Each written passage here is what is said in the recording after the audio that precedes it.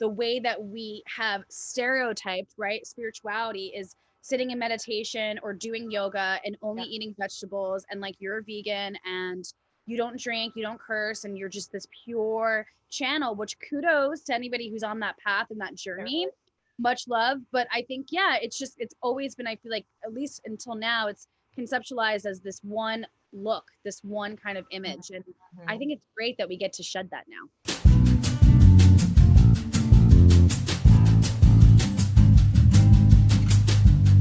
Welcome to the Tea On, where we sip tea and we talk about things, preferably things that matter. Oh, do you act? Oh, queen of hydration. We love to see it.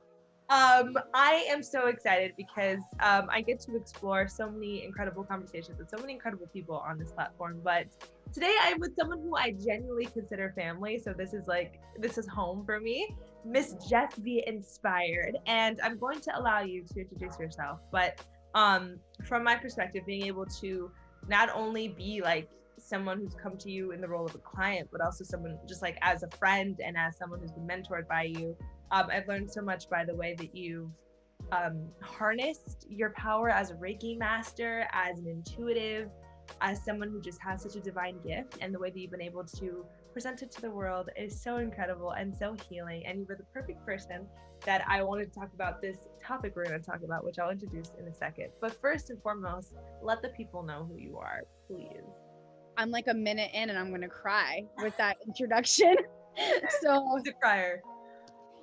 Thank you so much. It's just been such an honor to be on this journey with you, as first seeing you as a client and then becoming a friend and family, and just being able to work with you and partner. I'm just really honored and grateful to be here. You are incredible. So that's why you keep attracting so many incredible people. Thank you so much. My name is Jess. I am with Jessbeinspired. I'm a channeling Reiki master, a meditation teacher. I am also a crystal lover, and I have my own crystal shop. So I'm just grateful to be here. Yeah. Honestly, the most high vibe crystals. I literally have like, this is my labradorite. Yeah, like right next to me. Oh, beautiful. Oh my God, everything. So yeah, you are part of many different like fields when it comes to spirituality. You do so well. And I think the reason why I was so excited to talk to you about this topic is because I have been able to see you build such a powerful platform in terms of a spiritualist, but also knowing you personally, I know who like human Jess is, who isn't that much far from who you are spiritually, but there's also obviously something that's very 3D about you. And it's important, I think, for us to have these conversations, especially on a public platform, of like what it means to go through a spiritual awakening and still be someone who is human and functioning in society. Because I think that when people can get sort of obsessed with what ascending looks like for them and sort of reaching this new sense of self, you can either reach a point where you're too off the ground and you're floating and then you don't even know how to connect with people, you don't know how to go to parties or allow yourself to enjoy the small indulgences that don't require analytic or spiritual analytic. And then on the flip side, if you get overwhelmed by that, you can detach from the universe and then just sort of close yourself off and close off your third eye.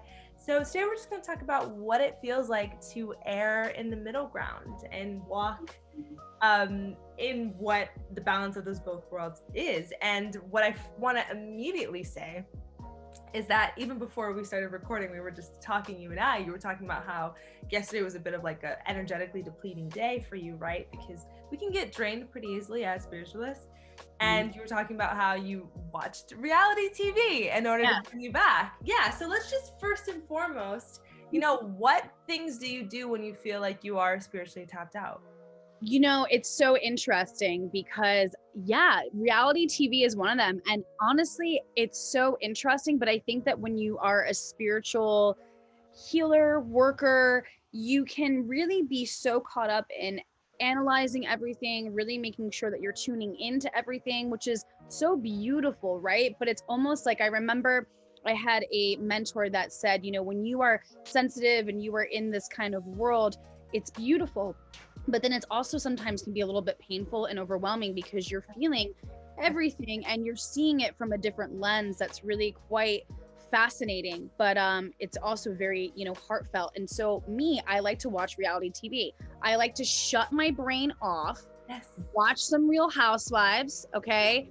And And it's so interesting because my husband will say to me, I don't understand how you can watch this stuff, right? And I'm like, if you were dealing with perhaps the amount of downloads, information, analyzing, just journey of awakening every day, not just for myself, but also the clients that I interact with who I love dearly, your brain just sometimes needs to just time out, like just to indulge in something that doesn't have me think about anything else. Yes. And it's so healthy. And I think that if anything, will help feed who you are when you do need to show up in these roles of being a spiritual leader. Like I honestly, so reality TV is also one of mine. I'm trying to think of what else that I do. Anything I think that just doesn't require my mind. So I'll do like dancing or just, getting back to what's physical, because you can get so trapped in your mind. Did you ever at one point in your journey feel like you needed to give up something in order to align with your spiritual self? Because I know a lot of people in this journey, they're like, okay, well, now I can no longer curse. No, now I can no longer drink alcohol. Now I can no longer go to clubs or parties. Did you go through that phase where you were like, this doesn't resonate? It's so interesting. Luckily, I didn't. I think that's what really kind of helped me to grow my business, is because I am so authentic. Like when you were saying earlier, like you know me as a person, and you also know me as like Jessbeinspired. And I honor the fact that they're not so far different, that they actually really are very much one and the same. And so for me, I didn't feel like I had to give anything up. I will say though, that on this journey, a lot of my friends that perhaps didn't understand exactly what I was stepping into, or were a little bit maybe intimidated by spirituality, which can easily happen, I did lose a lot of friends, and that was really painful. And at the time I kept saying, why? Like, I don't think what I'm doing is bad. What I'm doing is just making me happy. It's not anything, it's just meditation and relaxing and tuning into myself. But a lot of my friends that I held very dear to my heart for a long time, just they couldn't relate to me anymore. And at the time I was hurt, but now I realize that was exactly how it was meant to happen. Oh my God. I feel like that you brought up such an important point, which is that so much of this should be navigated intuitively, because I think people will feel pressure on themselves to get rid of certain things because they think that isn't spirituality. Like listening to rap music, or like listening or like watching violent or scary movies is like not spiritual, so I have to give it up, even if it's something that you love. But then on the flip side, if there are relationships that no longer resonate with you, or even habits, like maybe drinking is not something that is serving this higher self, you need to allow them to fall away, but don't force yourself to get rid of things that are just serving the human side of you. That's another thing. I've always loved scary movies, and after like doing all of this like spiritual studying, I would read about how like the brain believes what you're ingesting and it becomes part of your aura. And so I was like, oh my God, like I can't watch American Horror Story. And then I was like, but I love it and I should be allowed to, so it's, why do you think there's such a because I think the word that comes up a lot is like judgment. Like, why do you think there's such a judgment on certain spiritualists engaging in certain things? Why do you think that is? I feel like because we kind of have, it's still something really new. I think spirituality is very, people are tapping into it. It's definitely something, I think, if anything, 2020, really people were going into themselves, and I noticed a shift of people who were starting to follow me that hadn't ever even meditated before. But you could tell that there's a kind of awakening, a shift happening. But I think because it's so new, we've only really kind of categorized it or really looked at it from this one viewpoint, this one lens, when really the great thing about spirituality is it's encompassing all of it. So that's what's really kind of quite fascinating. But I think that the way that we have stereotyped, right, spirituality is sitting in meditation or doing yoga and only eating vegetables, and like you're a vegan and you don't drink, you don't curse, and you're just this pure channel, which kudos to anybody who's on that path and that journey.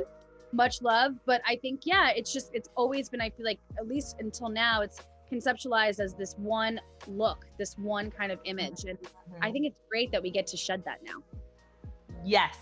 And I think that's what I think both you and I have done really well, is like showing what spirituality looks like on our skin. Yes. And I love that. That's so good. Spirituality on your skin. Oh, it's our tagline, because it's important that we embody what it looks like for us, because exactly what you said, there's like this conceptualized idea of like spirituality is love and light. You're floating, you know, you're this yogi who, you know, the wind blows as you walk. And like, Right. it's important that we have our own self-definition. So how would you define spirituality? I know that's a loaded question, but because I think it's become commercialized, you know? Yes. Well, for me, I always go back to the Wayne Dyer quote of when you are inspired, you are in spirit of everything. So to me, spirituality is just being fueled with this energy that is a part of every single thing that I do. And that's why I don't feel the disconnect between separating it, because it's just in a part of all that's encompassing. Yes. Oh my God. When you are inspired, you are inspired. I feel like that's like your life tagline. Also, Wayne Dyer. It is, which is, I feel so bad because I didn't even realize that it was a Wayne Dyer quote. I like literally just like came up with it one day, but I must have, you know, seen it somewhere. And somebody was like, by the way, that's somebody else, that's Wayne Dyer. I was like, oh man. So now I'm like, Wayne Dyer, check him out. Okay. Don't mean to not quote people here. So yeah.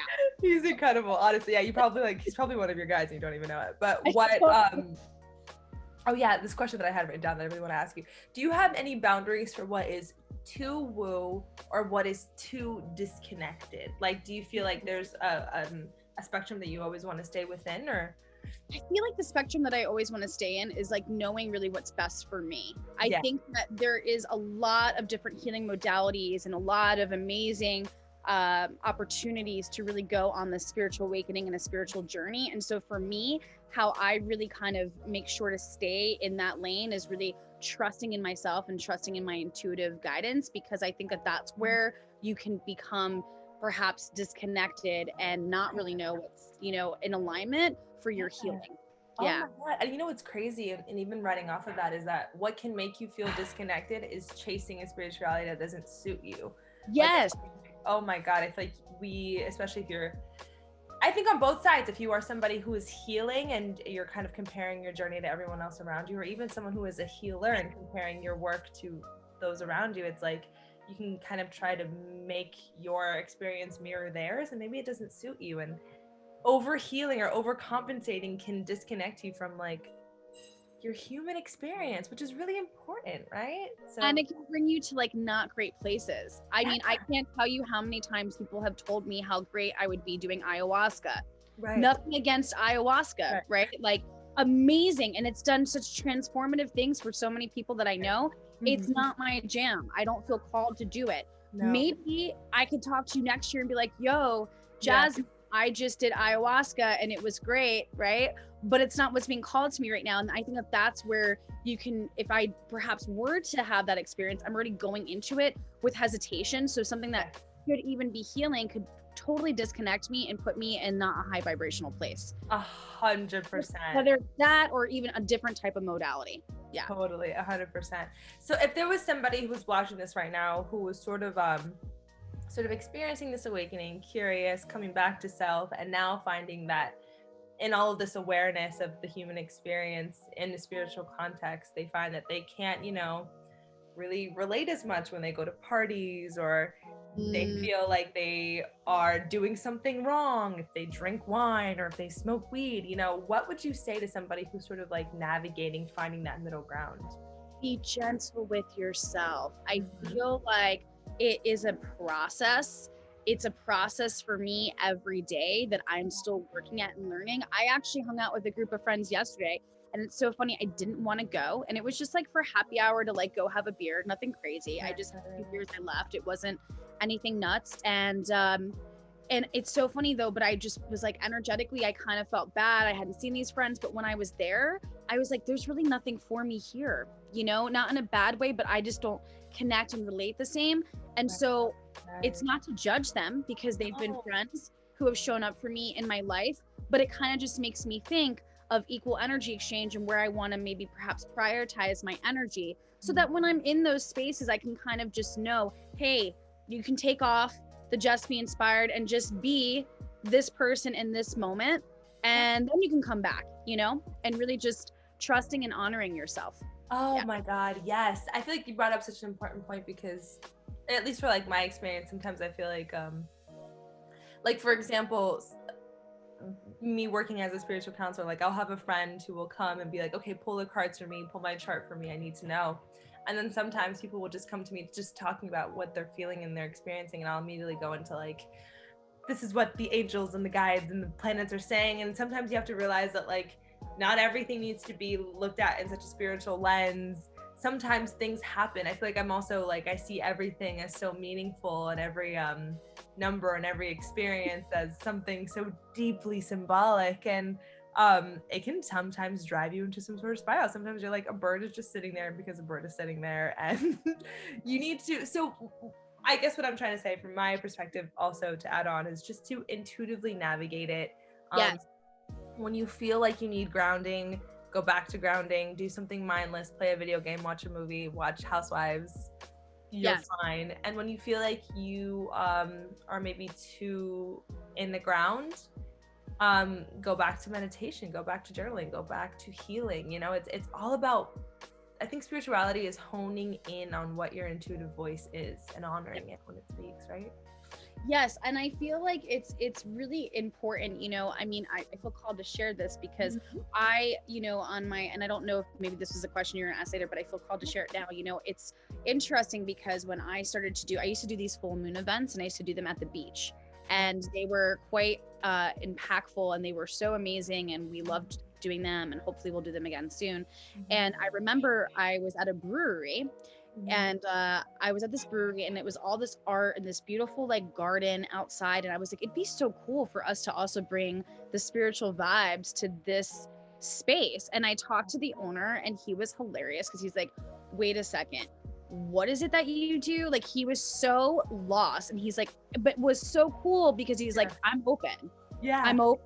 I'm like, I can work with open. I can totally work with open. Yeah. And we came and we did it and we rocked it out. And it was so interesting because so many people came, and I realized I had to, you know, change the languaging from being a Reiki master to saying energy readings and healer, because people were like, what is Reiki? But the thing is that we had so many people that were coming to us that now are still clients outside because they were intimidated to perhaps go to a space that's super spiritual or go to a spiritual gathering because they didn't feel that they were necessarily there, like yet, maybe on their journey to qualify, if you will.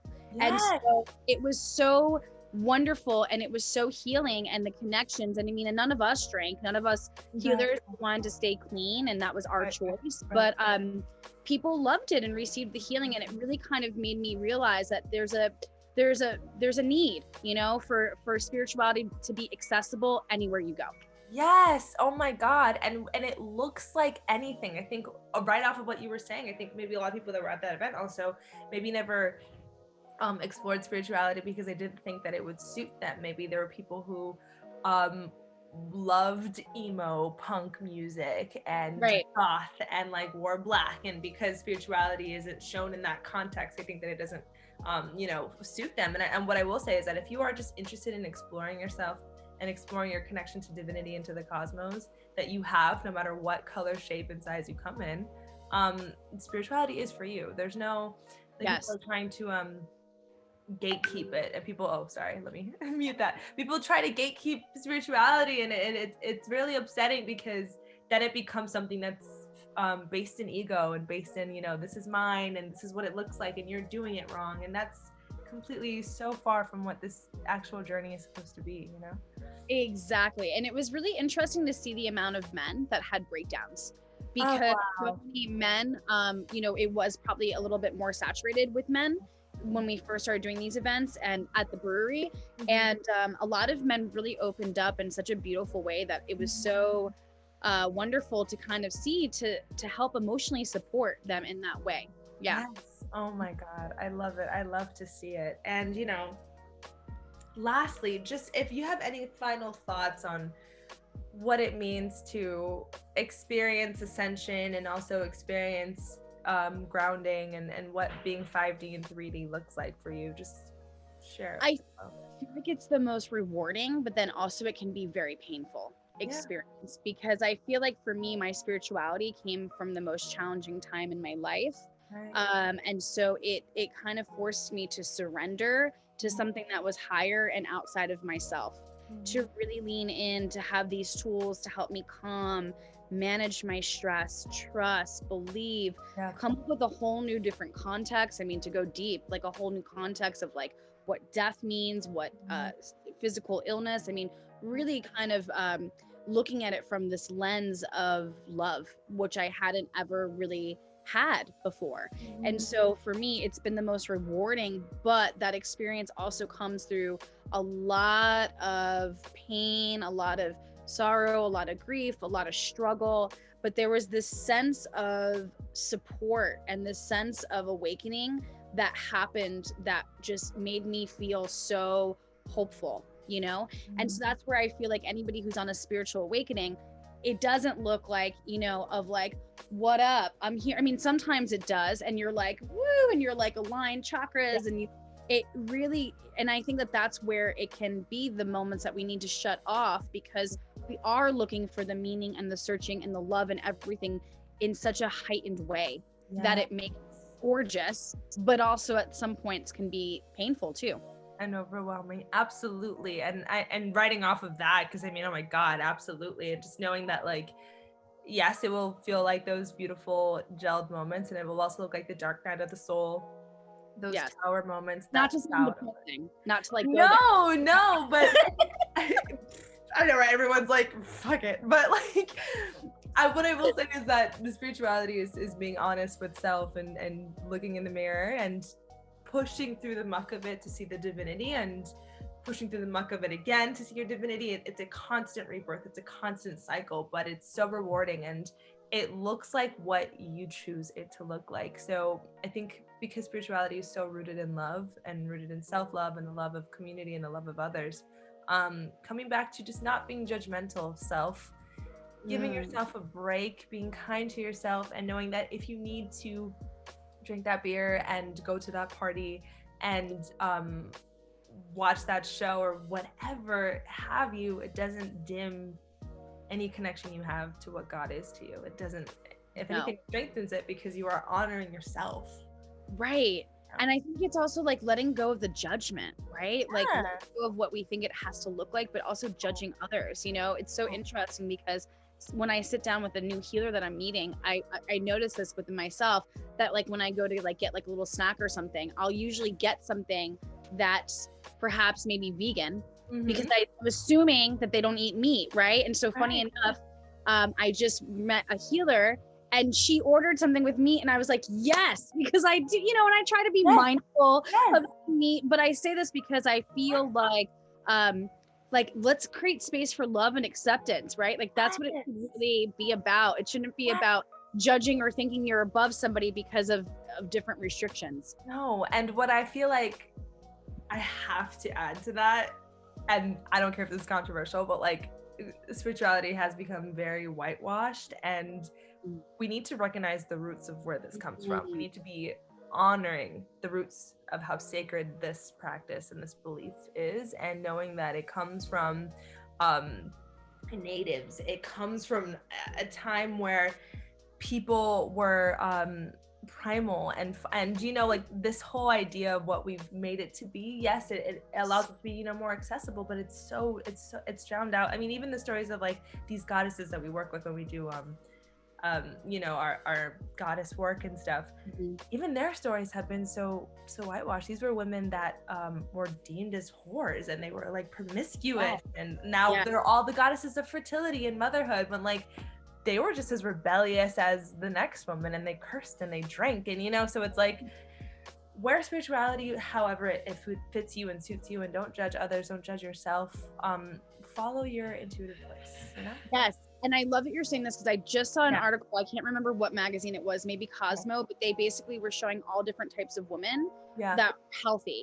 And it was like women of all different shapes and sizes. And I'm like, yes, I can resonate with this, because when I do yoga, I may not look like the stereotypical like yoga. And for a long time, I judged myself, and I judged myself as a healer, thinking that I had to look a certain way to be that, you know, thing. And now I'm like, whatever, you know, like Yeah. I'm gonna do yoga and my chest is gonna get in my face. That's where it's at, you know, like like I got curves, you know. So Oh my God, and I love that you're sharing that, because yeah, it just looks so like this one thing of, you know, a certain look and form, and that's not it at all. Meditation comes in different forms, health comes in different forms, spirituality comes in different forms, and we will change the narrative by standing boldly and loudly in what spirituality looks like for us. So I think you're doing a huge favorite quote to add on this is from David G. Of course, my meditation. She says, "We change the world by transforming ourselves." Oof. So the more that we keep transforming ourselves and our spiritual growth, the more that we're going to change the world around us. I knew you were the perfect person to have this conversation with, because I was like, I just need your insight. I need your perspective. And I think that it's going to help a lot of people who are maybe further along in their journey and they're realizing that they need to backpedal a little bit with how much pressure they're putting on themselves. And people who are just just relax. So let the people know where they can find you, because you are on YouTube, right? Now, thanks to, I have a guru right here that like I called you like the day of to do my YouTube channel, but I am on YouTube at Jessbeinspired, where I share definitely some meditations, Reiki messages, fun content as well. So excited about that. And then you can always connect with me on Instagram, and that's also where I do my crystal live sales. So yeah. Of course. I will definitely link everything in the bio, especially your YouTube, because it's so good. Your videos are amazing. The last one with Ikaru, I died. Well, and that's a great example of discussion that we're having today, where Ikaru and I were laughing and joking and having fun with where you can take yourself serious in this spiritual journey. Yeah. No, just laugh. Like, oh my God, I think we're taking everything way too seriously. There's no exam that you're going to take when you like walk up to the gates of heaven where you're like, were you spiritual enough? Like, you know, it's embodying your truth. So thank you. I feel like I was over spiritual. That's what we're all of our categories will be like. They were like, you did way too much. Thought of the stage 20 times and over. Yes. We're way too excessive with it, but yeah, 100%. So thank you so much. Obviously, you know where you can find me, alialuna.tv, for more conscious content. You can get a color healing tea, all of the things. Yes. And otherwise, yeah, I adore you. Thank you for having me. I love you. Love you.